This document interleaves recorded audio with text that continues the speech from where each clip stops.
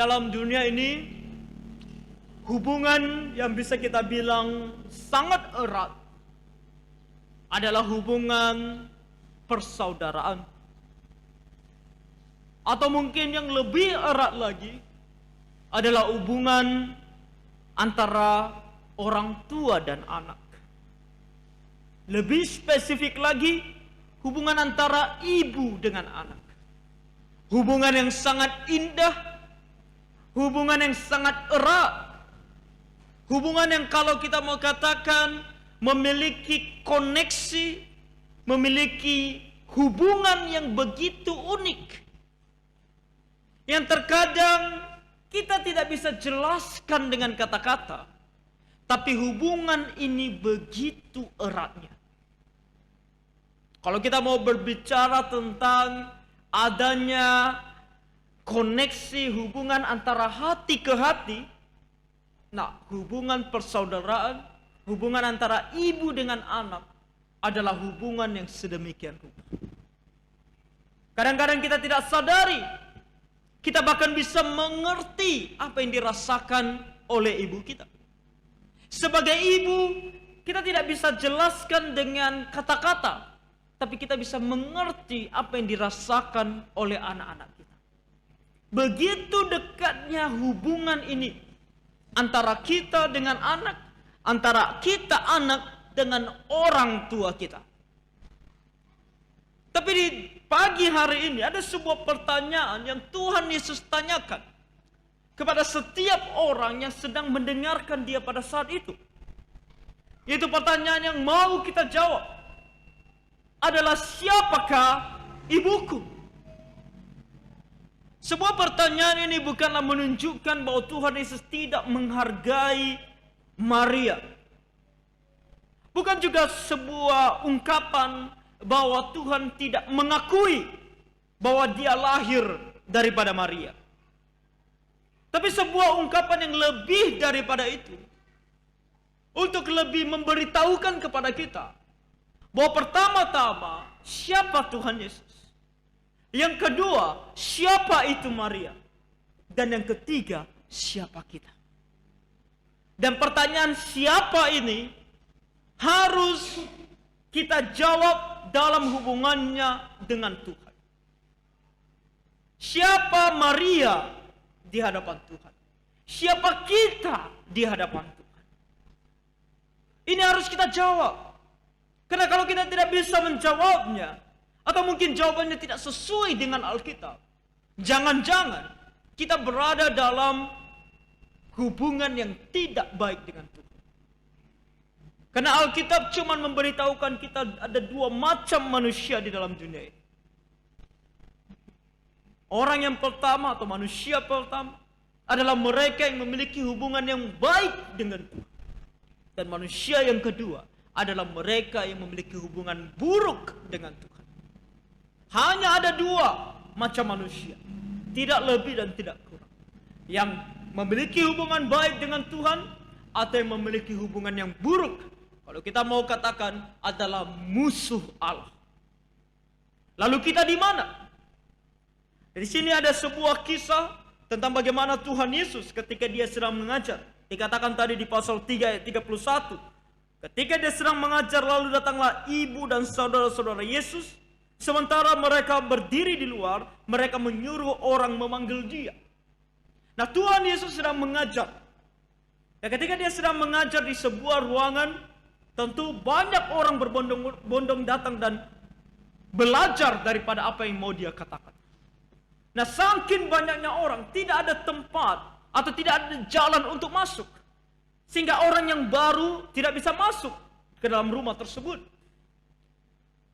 Ibu di sini adalah Maria. Maria yang melahirkan Tuhan Yesus. Nah, saudara-saudaranya nanti kita akan tahu ketika kita terus membaca Injil dan juga kisah para rasul. Kita tahu ada beberapa saudara Tuhan Yesus. Ada Yakobus, ada Yudas. Mereka adalah saudara-saudara yang lahir setelah Tuhan Yesus. Jadi mereka berdiri di depan karena tidak bisa masuk. Dalam kitab Matius dikatakan bahwa mereka berusaha untuk masuk tapi tidak bisa.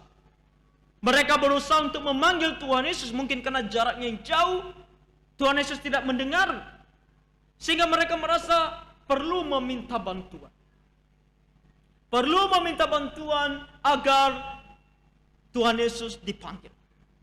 Apa tujuan mereka memanggil Tuhan Yesus? Kita tidak tahu. Mungkin karena mereka mau menghentikan Tuhan Yesus mengajar. Karena kita tahu saudara-saudaranya ini sampai kepada Tuhan Yesus disalibkan. Mereka tidak percaya bahwa dia Tuhan. Mereka tidak mau percaya kepada dia.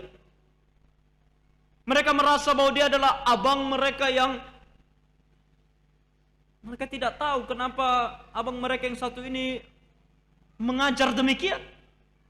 Karena mereka tidak percaya kepada dia. Tapi kalau itu pun alasannya agak sedikit bermasalah karena ada Maria. Apakah Maria tidak percaya kepada Tuhan Yesus sebagai Tuhan dan Juru Selamatnya? Saya percaya Maria percaya. Karena dari bagaimana dia menerima nubuatan daripada Tuhan atau pesan Tuhan kepada dia, dia tahu siapa Tuhan Yesus. Ketika dia melihat orang Majus datang, dia tahu bahwa Tuhan Yesus adalah Tuhan. Makanya dikatakan dia menyimpan semuanya itu di dalam hatinya. Ketika datang orang Majus dan menyembah Tuhan Yesus, dia menyimpan semuanya dalam hati. Karena dia tahu, tapi dia tidak bisa mengatakannya. Atau kalau mungkin pun dia percaya, mungkin didorong atau dipaksa oleh saudara-saudara Tuhan Yesus untuk memanggil Tuhan Yesus.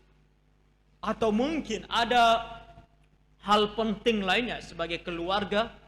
Mungkin ada hal penting lainnya yang mau mereka sampaikan kepada Tuhan Yesus.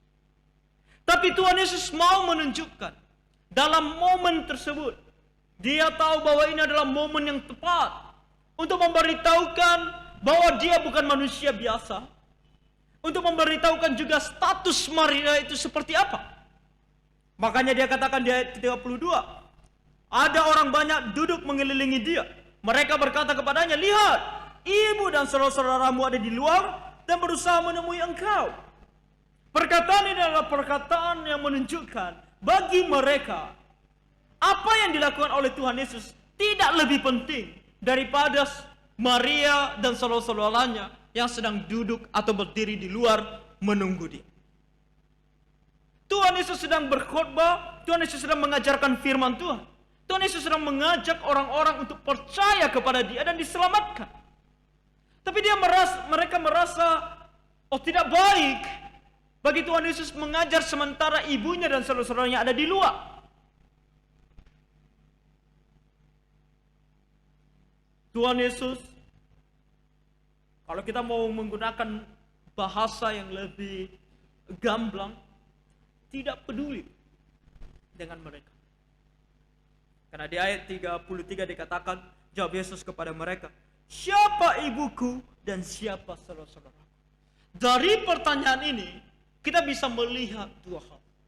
Pertama, kalian mengatakan bahwa ada ibuku dan saudara-saudaraku di luar, sehingga aku harus berhenti melayani hanya untuk menemui mereka.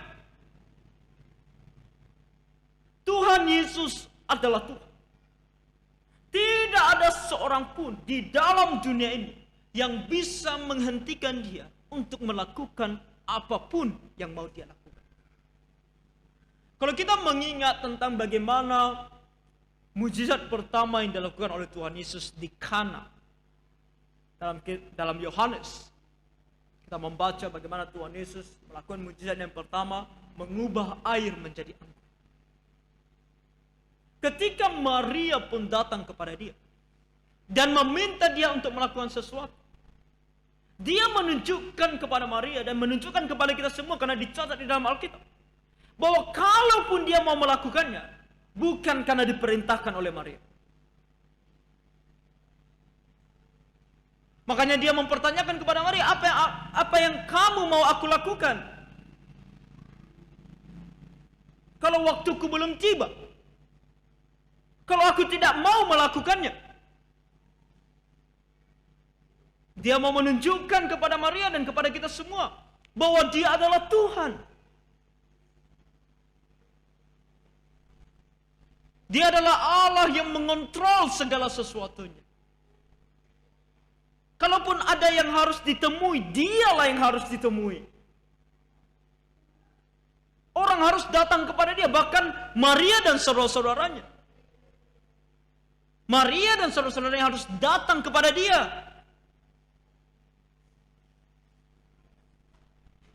Harus datang kepada Dia dan percaya kepadanya, menyembah Dia sebagai Allah karena Dia adalah Allah.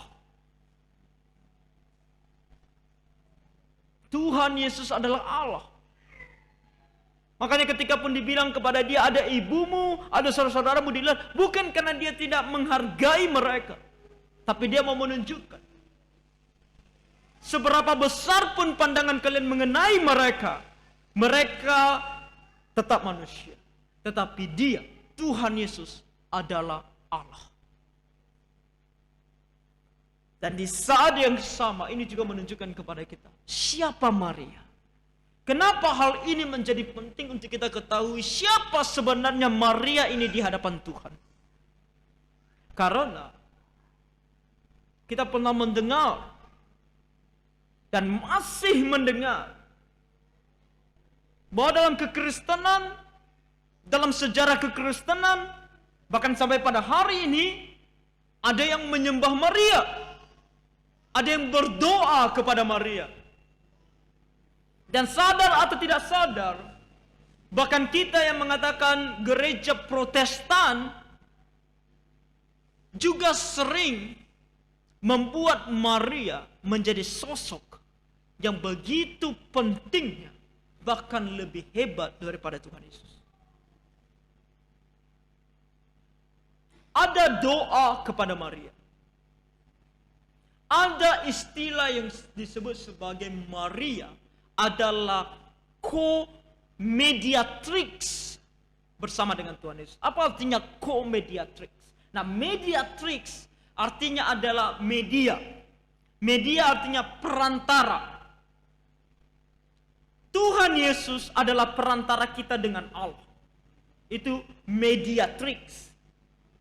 Jadi, kalau kita mau berdoa kepada Allah, kita berdoa di dalam nama Tuhan Yesus. Karena Tuhan Yesus adalah imam besar kita yang menjadi perantara antara kita dengan Allah. Di dalam Alkitab dikatakan hanya ada satu perantara antara manusia dengan Allah, yaitu manusia Yesus Kristus. Dalam kitab Ibrani dikatakan bahwa Tuhan Yesus adalah imam besar kita. Sama seperti pada perjanjian lama. Orang kalau mau berdoa, pergi kepada para imam. Nah, kalau kita tidak perlu pergi kepada para imam, kita langsung bisa berdoa kepada Allah melalui Tuhan Yesus. Makanya kita berdoa di dalam nama Tuhan Yesus. Itulah yang disebut sebagai Yesus sebagai mediatrix, perantara antara kita dengan Allah. Tapi ada istilah yang disebut sebagai co-mediatrix. Co artinya teman sekerja.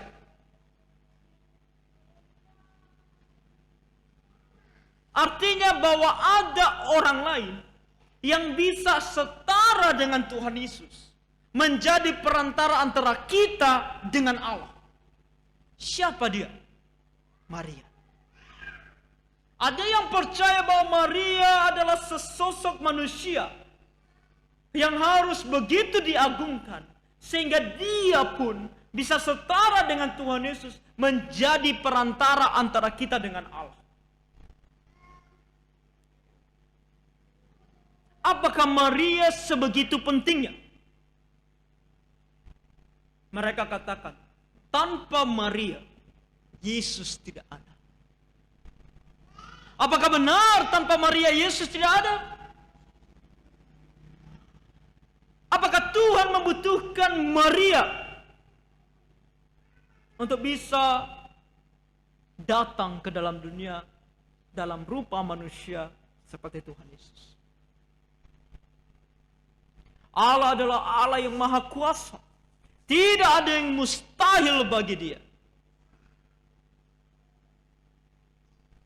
Dan Dia bisa memakai siapapun. Kalau Maria tidak mau dipakai oleh Tuhan, Tuhan bisa memakai siapapun juga. Makanya ketika banyak orang memuji nama Tuhan, ingat ketika Tuhan Yesus masuk ke Yerusalem, kemudian begitu banyak orang berteriak, Hosana, Hosana. Lalu orang Farisi berkata, kenapa kamu biarkan mereka berteriak, memuji engkau? Tuhan Yesus bilang apa? Kalau mereka pun diam, batu-batu ini bisa berteriak dan memuji saya. Memuji Allah. Kalau manusia pun tidak mau dipakai oleh Tuhan, Tuhan bisa memakai apa saja. Tentu kita tidak bilang bahwa Tuhan mau memakai yang lainnya untuk melahirkan Tuhan Yesus ke dalam dunia ini. Tapi begitulah Tuhan memilih Maria untuk boleh dipakai. Makanya Maria menyadari hal ini. Orang mengagungkan dia, sedangkan Maria saja menyadari ketika Gabriel datang kepada dia dan mengatakan bahwa engkau akan mengandung dan melahirkan seorang anak. Walaupun dia bingung bagaimana seorang perawan bisa mengandung, tapi dia katakan apa? Sesungguhnya aku ini adalah hamba Allah. Jadilah padaku seperti yang dikehendaki oleh Tuhan. Maria tidak lebih daripada seorang hamba Allah yang dipakai oleh Tuhan. Sama seperti Petrus, hamba Allah yang dipakai oleh Tuhan. Sama seperti Paulus, hamba Allah yang dipakai oleh Tuhan. Sama seperti semua para rasul. Sama seperti kita orang Kristen yang dipakai oleh Tuhan pada porsi, pada fungsi kita masing-masing. Sama, tidak lebih, tidak kurang. Porsinya saja yang berbeda. Setiap manusia sama di mata Tuhan. Jumlah talenta yang diberikan berbeda. Ada yang diberikan 1 talenta, ada yang diberikan 2 talenta, ada yang diberikan 5 talenta. Begitu juga dengan Maria. Dan tadi saya katakan bahwa kita gereja Protestan terkadang tanpa sadar menunjukkan bahwa Maria lebih hebat daripada Tuhan Yesus. Tahu dari mana? Dari gambar. Apakah kita pernah melihat gambar Maria yang sedang menggendong bayi Tuhan Yesus? Saudara-saudara, gambar ini dibuat bukan tanpa alasan. Gambar Maria yang sedang menggendong bayi Tuhan Yesus dibuat, dilukis bukan tanpa alasan. Ada filosofi di baliknya yang akan menunjukkan betapa Maria adalah seorang ibu yang menjaga dengan sangat hati-hati bayi Tuhan Yesus yang kelihatan tidak berdaya. Itu filosofinya. Menggambarkan Maria yang begitu hebatnya sebagai seorang ibu, sedangkan Tuhan Yesus hanyalah seorang bayi yang tidak berdaya. Itu filosofinya. Mungkin selama ini kita tidak tahu, tapi sekarang kita sudah tahu.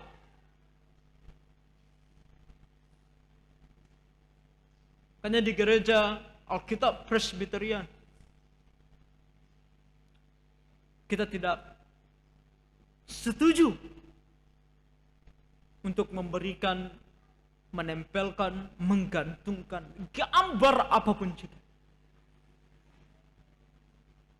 Karena semuanya ini ada maksudnya dan sangat-sangat tidak Alkitabiah. Maria tidak lebih dari seorang manusia biasa. Jangan percaya. Bahkan dengan pengajaran yang mengatakan kalau Tuhan Yesus tidak mau mendengar doa kita, kita bisa berdoa kepada Maria supaya Maria yang pergi meminta kepada Tuhan Yesus. Karena kalau Maria meminta kepada Tuhan Yesus tidak akan menolaknya. Alkitab mengajarkan kepada kita. Di sini Tuhan Yesus menunjukkan kepada kita. Ketika orang banyak berkata kepada dia, ada ibumu, ada saudaramu. Apa yang dia katakan di ayat 34? Ia melihat kepada orang-orang yang duduk di sekelilingnya itu dan berkata, ini ibuku, saudara-saudaraku. Siapa ibuku dan saudara-saudaraku? Ini ibuku dan ini saudara-saudaraku. Orang banyak yang duduk untuk mendengarkan dia dan siap untuk melakukan kehendaknya adalah ibunya, adalah saudara-saudaranya. Tidak ada yang lebih penting bagi dia. Tidak ada manusia di dalam dunia ini yang derajatnya bagi Tuhan lebih penting. Tidak ada. Semuanya sama. Makanya Raja Daud saja sadar. Raja Daud, seorang raja yang gagah perkasa, yang di dunia ini tidak ada yang tidak mengakui Raja Daud. Ketika dia masih hidup, sampai hari ini ketika dia sudah tidak ada, kalau orang mendengar nama Raja Daud, orang pasti berpikir tidak ada raja yang lebih hebat daripada dia. Tapi Raja Daud sekalipun ketika dia membawa tabut perjanjian Allah, ketika dia tahu bahwa kami semua ini ada di hadapan Allah untuk menyembah Tuhan, apa yang dia lakukan? Dia melepaskan jubah kerajaannya. Jubah kerajaan adalah jubah yang menunjukkan bahwa dia raja. Kalau dia melepaskan jubah kerajaannya, dia sama seperti rakyat biasa. Ketika orang melihat, semuanya rakyat biasa. Dia sengaja melepaskan jubah kerajaannya untuk apa? Karena dia sadar status sosialnya sebagai raja tidak ada apa-apanya di mata Tuhan. Di mata Tuhan semua kita sama. Bahkan dia seorang raja pun mengatakan, aku juga sama seperti yang lainnya. Manusia biasa. Tidak ada di antara kita yang lebih spesial dari siapapun. Tidak juga kami, hamba Tuhan yang melayani full time. Justru kami ini bisa dibilang hamba. Bahasa kalau sekarang agak kasar, tapi itulah bahasanya dalam Alkitab. Budak. Kami ini pelayan. Para diakon pelayan. Diakon di dalam gereja tidak menunjukkan bahwa dia memiliki identitas lebih tinggi dari lainnya, tidak. Fungsinya aja sebagai diakon. Tapi diakon pun artinya apa? Melayani. Pelayan.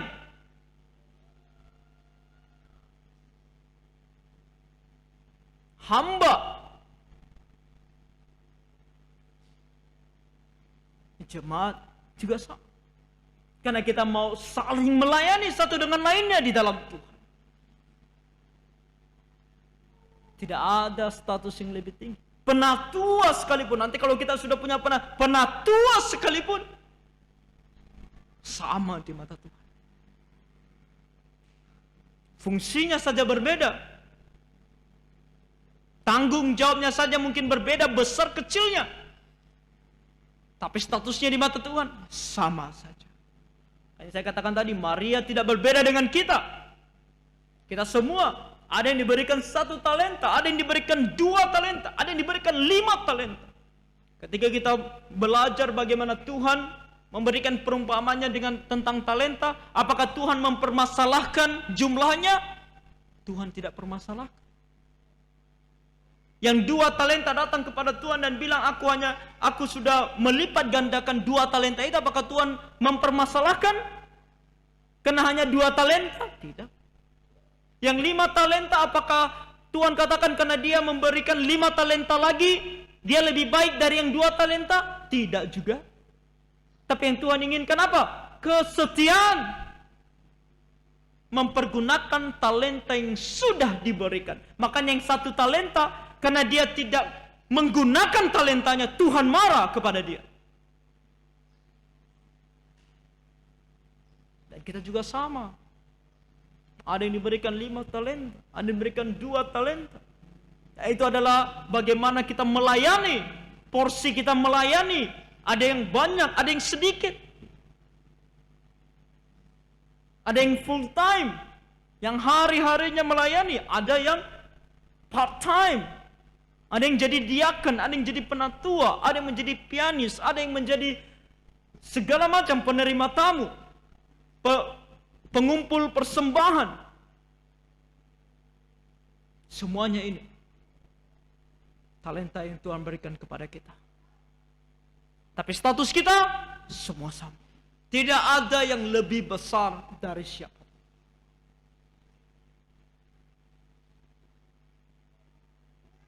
Tapi yang paling penting adalah hubungan kita dengan Allah. Karena Tuhan di sini katakan, siapakah saudaranya dan siapa ibunya? Ayat 35. Barang siapa melakukan kehendak Allah, dialah saudaraku laki-laki, dialah saudaraku perempuan, dialah ibuku. Sangat menarik. Kalau kita membaca Alkitab, Tuhan tidak terlalu fokus untuk mengatakan, dialah yang akan aku pakai untuk melakukan kehendakku. Tahu kenapa? Tuhan lebih memilih untuk menunjukkan adanya sebuah perbedaan hubungan daripada hanya sekedar dipakai oleh Dia untuk melayani. Tadi saya katakan ada dua macam manusia di dalam dunia ini.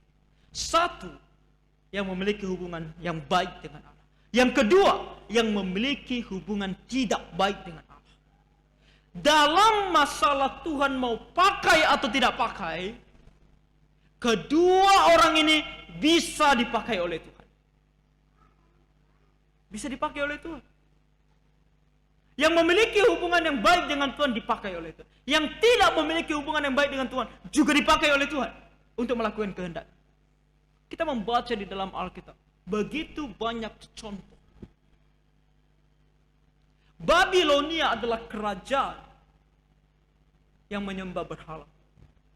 Tapi dia dipakai oleh Tuhan untuk menghukum Israel.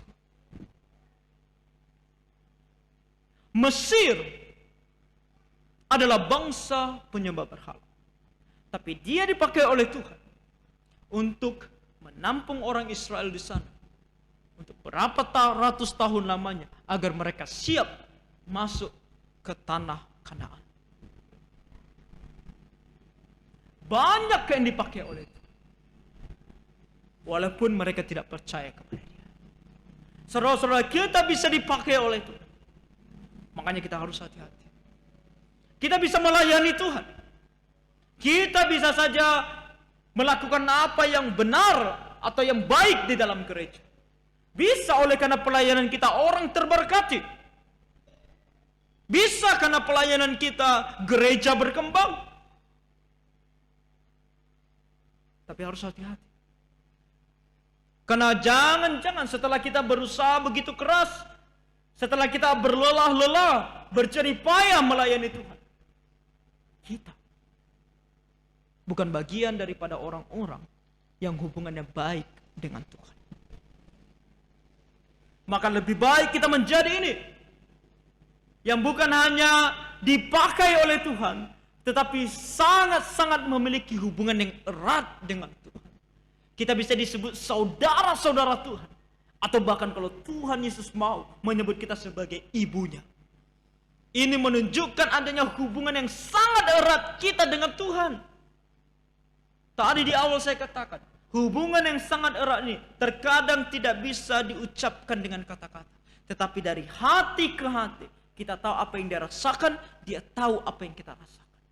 Saudara-saudara, apakah kita tahu apa yang Tuhan rasakan? Bagaimana caranya supaya kita tahu apa yang dirasakan oleh Tuhan? Kita harus memiliki Dia di dalam hati kita. Kita harus lahir baru. Itu pertama.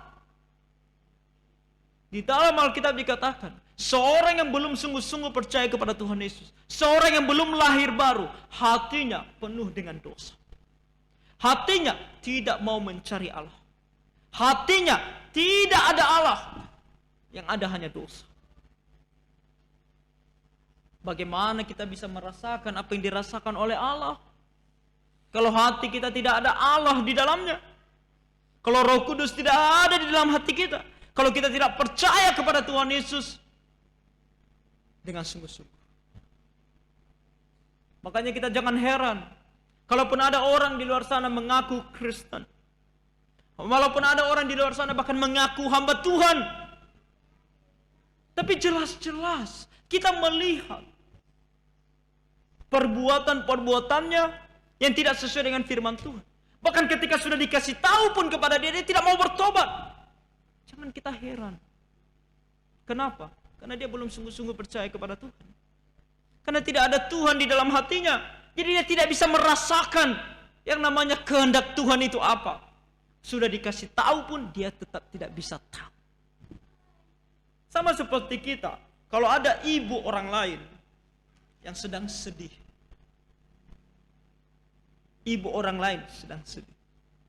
Ketika diberitahukan kepada kita, ibu itu sedang sedih. Beda yang kita rasakan. Ketika orang beritahukan kepada kita, ibu kita sedang sedih.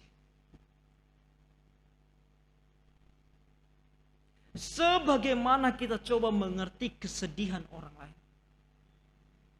Tanpa kita berusaha untuk mengerti kesedihan ibu kita sendiri.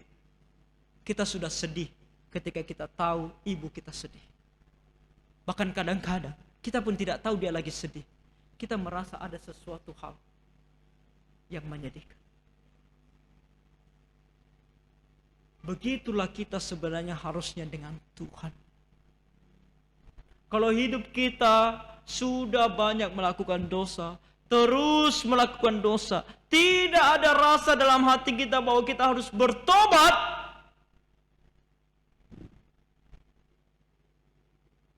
berarti kita belum sungguh-sungguh percaya kepada Tuhan Yesus. Kalau Tuhan sudah panggil kita berulang-ulang kali, mengingatkan kita berulang-ulang kali, baik melalui pembacaan firman-Nya, pendengaran firman-Nya, melalui hamba-hambanya yang berbicara kepada kita, kita pun tidak mau bertobat-tobat. Kita tidak memiliki hubungan dengan Tuhan. Karena kita tidak bisa mengerti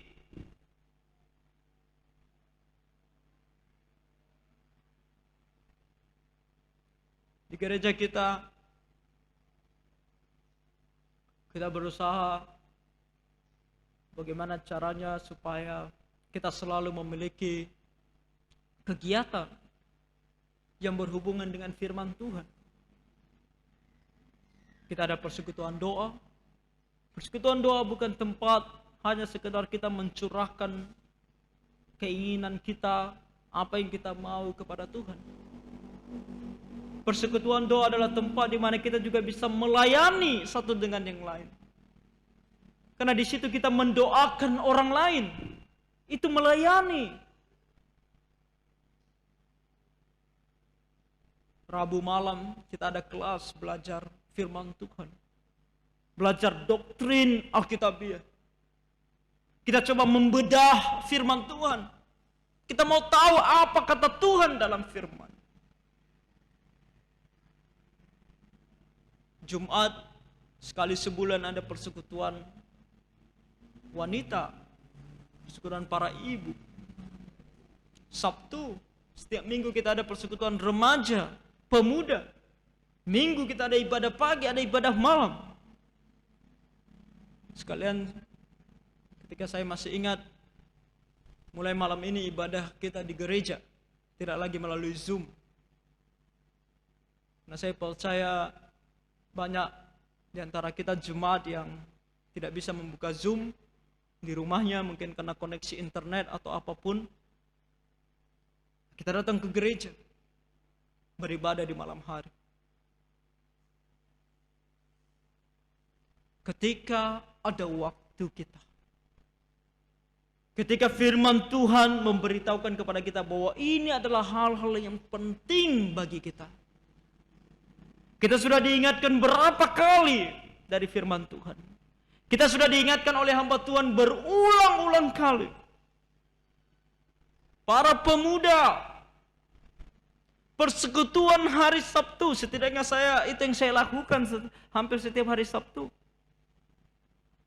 Diingatkan di grup, ada yang saya ingatkan secara pribadi. Apa yang terjadi dengan kita anak-anak muda yang tidak datang ke persekutuan? Apakah kita sudah begitu tidak peduli dengan Tuhan? Tidak lagi mau bersekutu di hadapan Tuhan, belajar firman Tuhan, bagaimana menjadi orang muda yang hidupnya berkenan kepada Tuhan?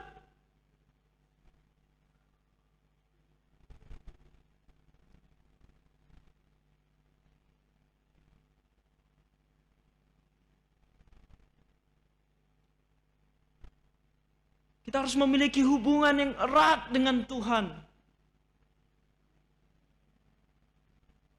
Hanya ada satu cara supaya kita bisa memiliki hubungan yang erat dengan Tuhan.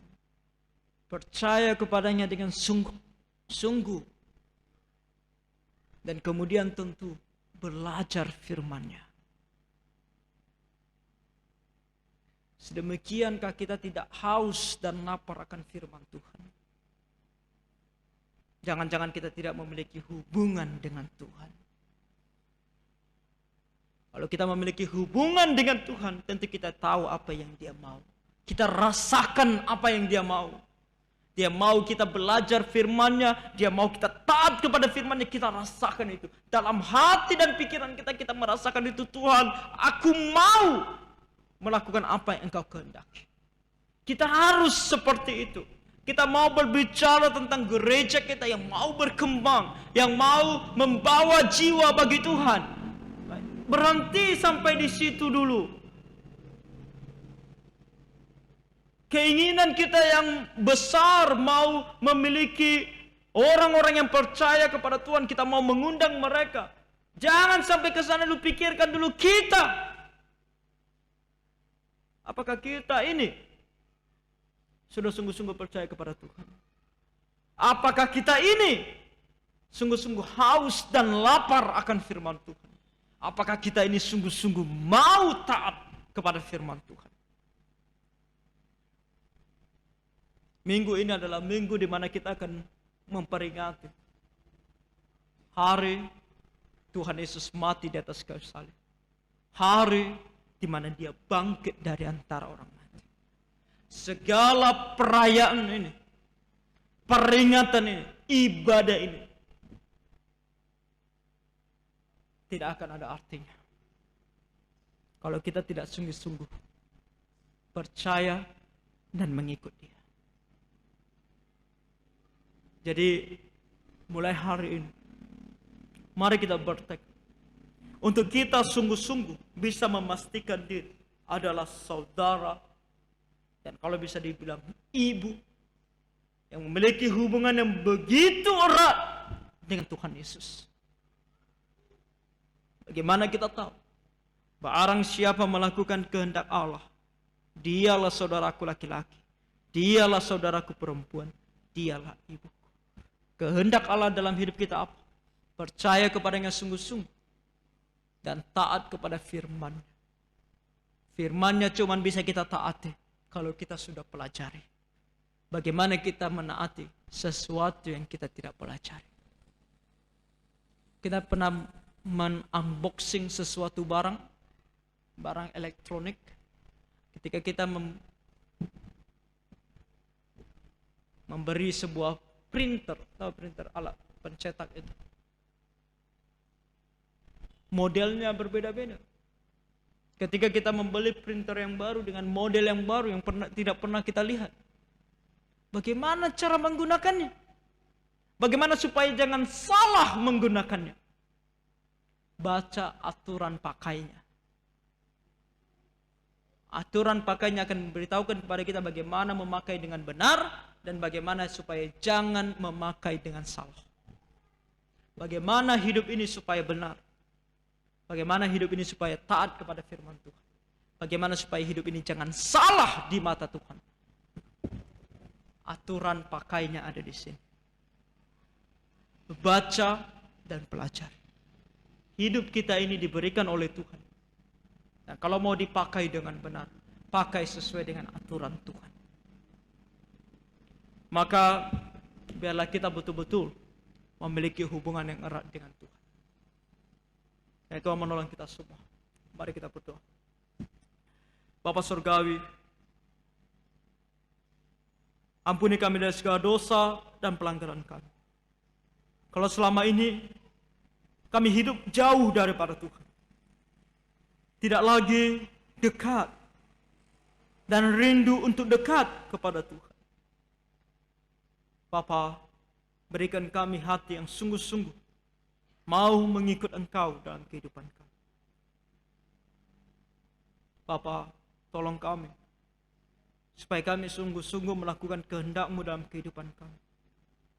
Sehingga kami ini Tuhan sungguh-sungguh adalah saudara-saudara, bahkan orang-orang yang memiliki hubungan yang erat seperti ibu bagi Tuhan Yesus. Kasihan dan tolong kami Tuhan. Roh Kudus mulai yang bekerja dalam hati dan pikiran kami.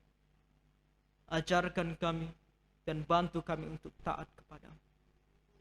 Terima kasih Tuhan, kami serahkan hidup kami ini ke dalam tangan pengasihan.